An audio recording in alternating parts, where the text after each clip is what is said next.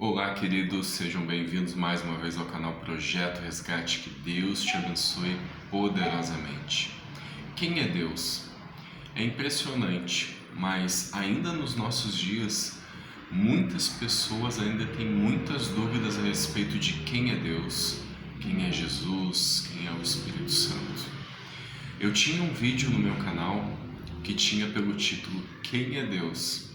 Infelizmente eu tive que remover ele do canal, mas para você ter noção, ele tinha quase 300 mil visualizações.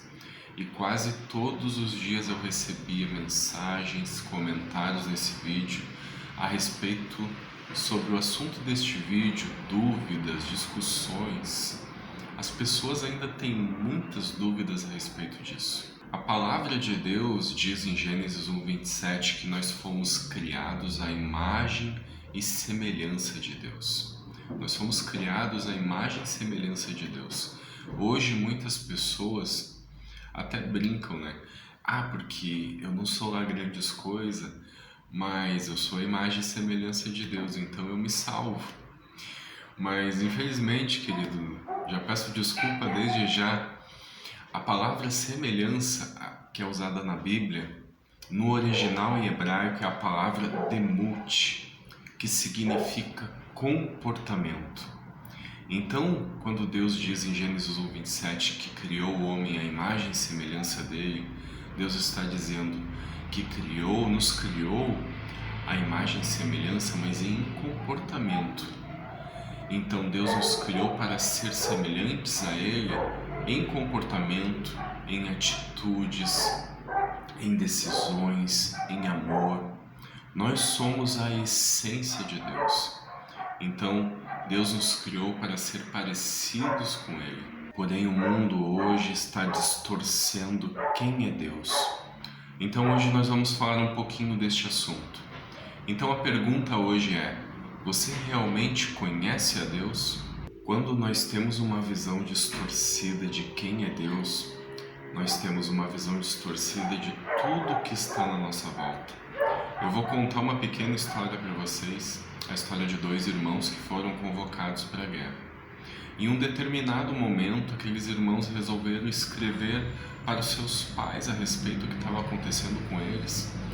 E um dos irmãos relatou ali que estava num lugar muito feio, que o lugar onde ele estava havia muita lama e não conseguia se mexer direito.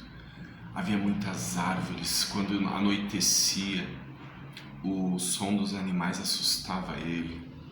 Era uma escuridão que dava medo, que ele não conseguia dormir. E ele escreveu todas essas coisas naquela carta e mandou para os seus pais. O outro irmão, sem saber que o irmão havia escrito também uma carta, ele relata um lado diferente. Ele escreve: apesar da guerra, aqui é um lugar muito bonito. Aqui tem muitas árvores, a natureza, o ar aqui é puro. Quando anoitece, eu consigo ouvir o som dos animais, coisa mais linda. Quando a lua aparece, eu nunca tinha reparado na lua, como o brilho dela é lindo, as estrelas do céu. Então a cada dia que passa eu tenho mais esperança de um dia melhor. E assim, queridos, é conosco quando nós temos uma visão distorcida. Nós muitas vezes olhamos somente o lado ruim das coisas, em vez de olhar o lado bom. Nós olhamos somente o lado negativo de tudo. Mas se nós olharmos com os olhos de Deus, nós sempre vamos olhar e ver as coisas com um lado positivo. Se hoje nós estamos aqui, é por causa da misericórdia de Deus. É porque Deus olhou para nós e, mesmo sendo tão falhos, tão pecadores, tão cheios de erros, na verdade, Deus escolheu olhar o lado bom das coisas. Deus escolheu olhar o nosso potencial.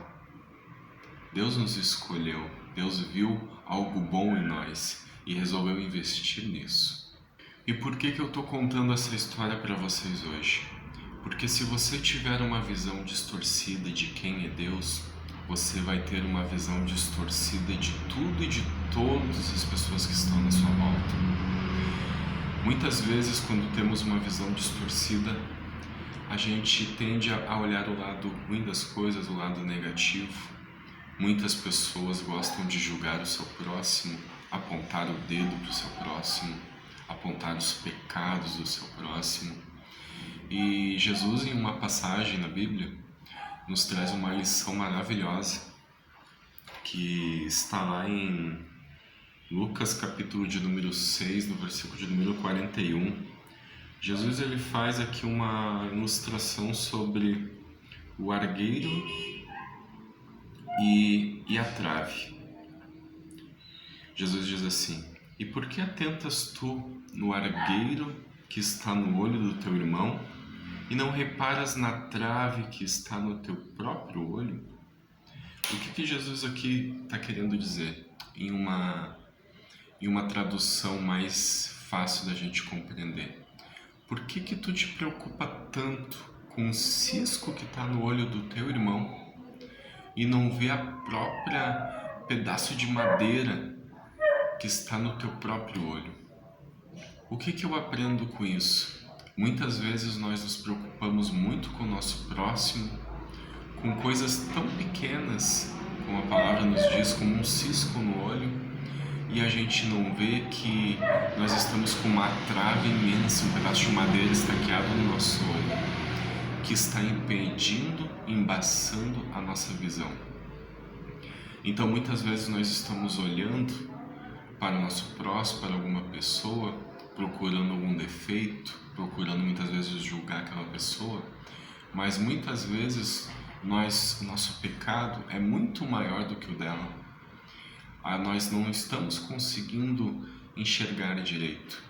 E Deus manda primeiro que nós venhamos primeiro remover essa trave, essa estaca que está diante de nós, para depois sim querer ensinar o teu próximo, alertar, nunca julgando, mas com amor, mostrar que ele está em erro. Você sabe, queridos, qual é o maior sinal dos fins dos tempos? Você pode até estar pensando agora, não, é as guerras, é os rumores de guerra, é a besta, é a marca da besta, é o anticristo que vai se levantar, os terremotos, as enchentes, as pestes que nós estamos vivendo. E verdadeiramente está certo, todos estes são sinais que o fim está próximo.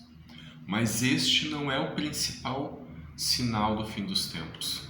Você sabe qual é? É o engano. Sim, queridos, o engano.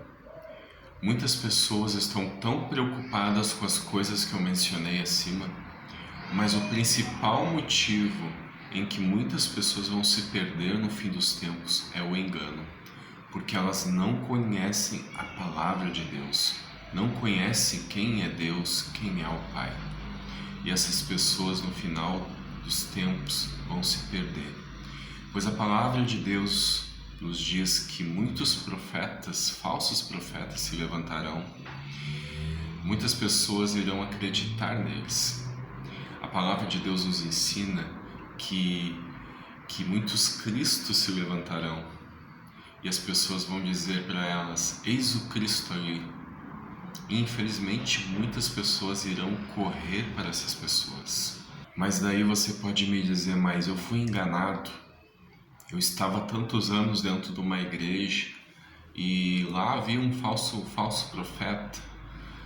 Deus ele não pode me condenar, eu fui enganado. Eu achei que aquilo era verdade. E infelizmente, queridos, preste bem atenção. Nós não poderemos dar essa desculpa para Deus. Sabe por quê? Porque o tempo todo a verdade estava do seu lado e você não viu. Mas como assim? O tempo todo a palavra de Deus estava ao seu alcance, poeirada, a verdade, que contém toda a verdade, tudo aquilo que nós precisamos saber, estava do seu lado e você não se preocupou em abrir a palavra de Deus e saber a verdade. Nós gastamos tantas horas por dia em coisas que muitas vezes não edificam as nossas vidas, né? Facebook, Instagram, Netflix, YouTube. Quantas horas do dia você tem gastado com essas redes sociais, na verdade? Agora eu faço uma pergunta para você, meu irmão.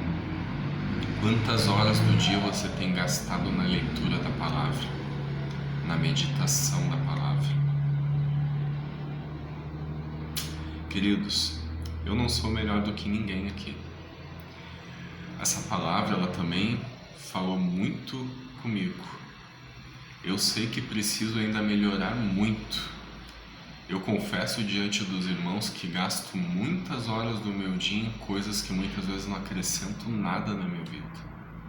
Mas hoje Deus está nos trazendo um alerta que nós precisamos colocar como prioridade aquilo que realmente importa nas nossas vidas, que é a palavra dele, que é conhecer a Deus. Porque chegará um momento na nossa vida, querido, que a nossa fé vai ser provada. A gente vai ter que tomar decisões.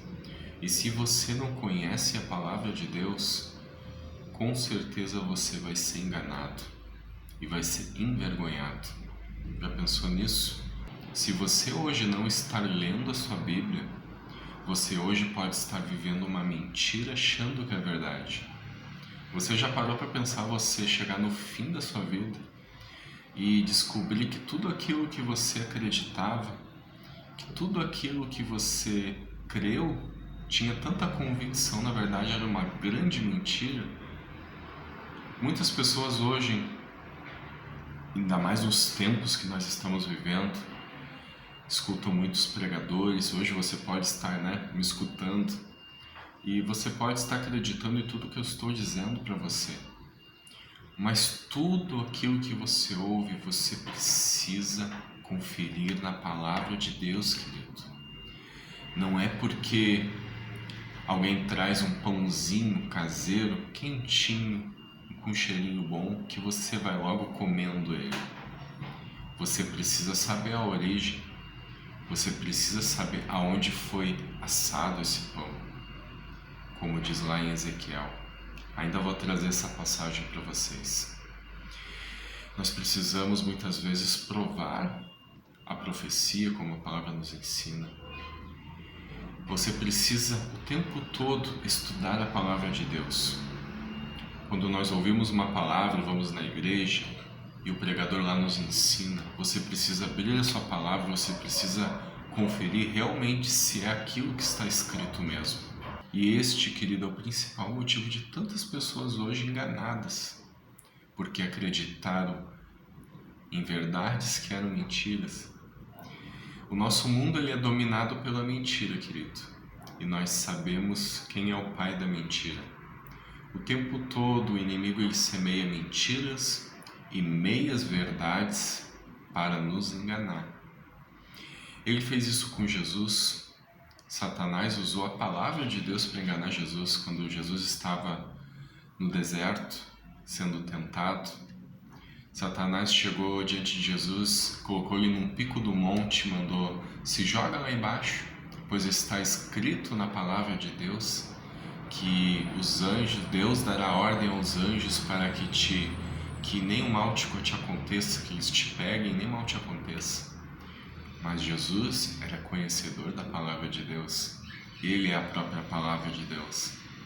Pois está escrito: não tentarás o Senhor teu Deus. Satanás também usou, lá no princípio, com Eva, meias verdades para enganar. Lá em Gênesis 3, versículo 1, diz assim: ora, a serpente era mais astuta que todos os animais do campo que o Senhor Deus tinha feito. E ela disse assim à mulher: é assim que Deus disse? Não comereis de toda a árvore do jardim? O inimigo muitas vezes usa as meias verdades. Ele quer a todo tempo distorcer aquilo que Deus lhe disse. E muitas vezes, por não conhecer a palavra de Deus e não conhecer a verdade, nós acabamos nos enganando. Você já pensou, queridos, que vergonha chegar diante de Deus e ser condenado por Ele por causa de falsos profetas, de falsas doutrinas, por palavras que nos foram ditas e a gente acreditou de primeira, e a gente levou isso para toda a nossa vida, sendo que o tempo todo a palavra de Deus estava hoje à nossa disposição. Hoje nós temos a palavra tanto impressa como em aplicativos. A gente não vai poder dar essa justificativa para Deus, porque eu não sabia da verdade. Deus ele nos manda o tempo todo que a gente precisa meditar na sua palavra. Olha o que diz em 2 Timóteo. Procure apresentar-se a Deus aprovado, como um obreiro que não tem do que se envergonhar e que maneja corretamente a palavra de Deus. Então, a primeira e mais importante característica que Deus exige de um obreiro aprovado é que ele maneje bem a palavra de Deus, que conheça a palavra de Deus, que goste de estudar a palavra de Deus. Porque somente assim, queridos, nós não vamos ser enganados. Deus ele abriu uma porta maravilhosa na minha vida, onde estou fazendo um curso, me aprofundando mais no conhecimento da palavra de Deus. E a cada dia que eu estudo a palavra de Deus, eu descubro que tantos anos de evangelho, tantos anos de igreja, eu vejo que muitas vezes eu não sei nada, queridos. É verdade. Porque todas as vezes que eu abro a palavra de Deus, eu descubro coisas novas. A palavra de Deus, este livro aqui, que muitas vezes as pessoas não dão a mínima, tem dentro da sua casa, mas muitas dificilmente abrem para ler. Este livro aqui, queridos, é um livro sobrenatural. É um livro que todas as vezes que você abrir e ler, ele vai falar de uma forma diferente contigo. Não importa quantas passagens, a mesma passagem você lê, sempre Deus ele vai falar contigo de uma forma diferente. Através deste livro, nós conhecemos quem é Deus, quem é Jesus, nós conhecemos quem é o Espírito Santo. Através deste livro, nós conhecemos quem nós somos, o nosso propósito aqui nessa terra. Através deste livro, nós somos libertos. Através deste livro, nós somos curados. Este livro ele contém a verdade para tudo aquilo, para todas as respostas, queridos. E hoje, querido, Deus ele me induziu a fazer isso, e eu queria hoje fazer um desafio para você. Você que ouviu toda esta palavra, chegou aqui até o fim. Deus ele te escolheu, e Deus ele quer que nós venhamos ser obreiros aprovados. Então hoje eu quero fazer um desafio para você. Você que hoje reconhece que não tem dedicado o seu tempo, o tempo que é devido para a palavra de Deus, para o conhecimento da palavra de Deus, eu quero fazer um desafio para você de nós estarmos lendo a Bíblia toda, começando no Novo Testamento, um capítulo por dia. Na verdade, eu já estou lendo a Bíblia, mas se você aceitar esse desafio, eu começo de novo a minha leitura de Mateus, começamos em Mateus, e vamos seguindo até o final, até Apocalipse. E aí, se você aceitar o desafio novamente, nós começamos de Gênesis e vamos dar a volta. E quando a gente acabar a Bíblia toda, sabe o que vai acontecer? Vamos reler ela novamente. A palavra de Deus, queridos, nós precisamos pelo menos ler uma vez por ano, ela toda, todos os anos. Muitas pessoas pensam, não, eu já li uma vez, não preciso ler mais. Não, porque como eu disse, todas as vezes que nós abrimos a palavra de Deus, ela fala de uma forma diferente com nós. Sempre nós vamos aprender algo novo. A Bíblia é uma fonte inesgotável. Você aceita esse desafio, queridos? Então peço que você coloque aqui nos comentários, que você fale comigo, entre em contato comigo e eu aceito. Vamos ler a Bíblia toda. Amém, queridos? Eu fico por aqui então. Espero que a palavra ela tenha abençoado a tua vida. Aceite esse desafio. Vai ser bênção para você, vai ser bênção para mim. Somente lendo a palavra de Deus, conhecendo a Deus, que nós não vamos ter a nossa visão distorcida. E nós não vamos ser enganados no dia mau. Amém? Se você não é inscrito no canal, se inscreva, deixe o seu like, deixe o seu comentário, compartilhe esse vídeo e até o próximo vídeo, em nome de Jesus.